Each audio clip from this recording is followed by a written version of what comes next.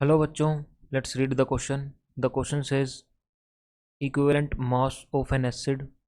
और हमारे पास यहाँ पे कुछ स्टेटमेंट दी गई हैं। तो आइए पहले इसका की कॉन्सेप्ट देखते हैं क्या होगा। तो हमारा यहाँ पे की कॉन्सेप्ट होगा equivalent mass of N acid.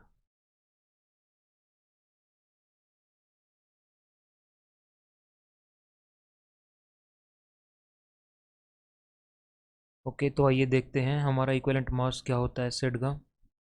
It is it is equal to molar mass divided by basicity of acid. और बेसिसिटी ऑफ एसिड क्या होता है? नंबर ऑफ रिप्लेसेबल हाइड्रोजन,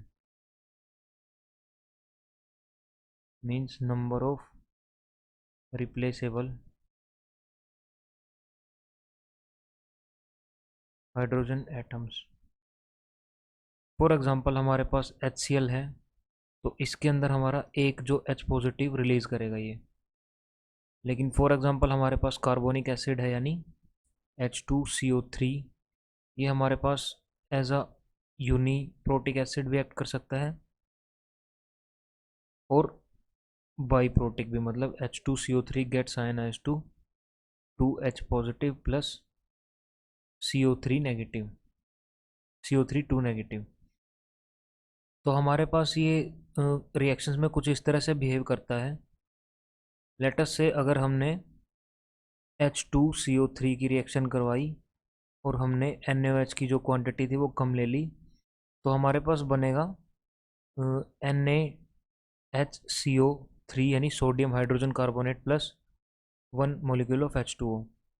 लेकिन अगर हम यहाँ पे इसकी क्वांटिटी थोड़ी ज़्यादा ले लेते हैं यानी 2 टाइम्स ऑफ NaOH, तो हमारे पास क्या बनता है Na2CO3 plus 2H2O।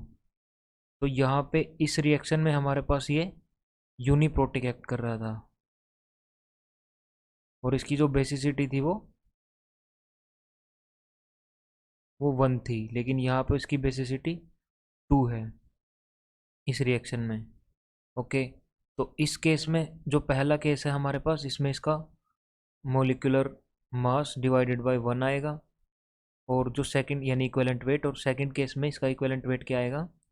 Equivalent weight would be equal to molecular mass divided by 2। तो ये हमारा रिएक्शन के ऊपर डिपेंड कर रहा है कि हमारा मोलिकुलर मास कितना हो, सॉरी इक्विवेलेंट मास कितना होगा।